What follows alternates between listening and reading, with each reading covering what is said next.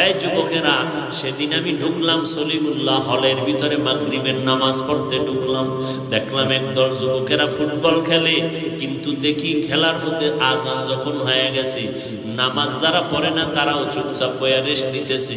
মুসলমান যুবক কলেজের ছেলেরা সবাই নামাজে গেল। প্রত্যেকটা হলের মধ্যে সুন্দর করে এক একটা মসজিদ দেওয়া আছে, ওযুখানা দেওয়া আছে।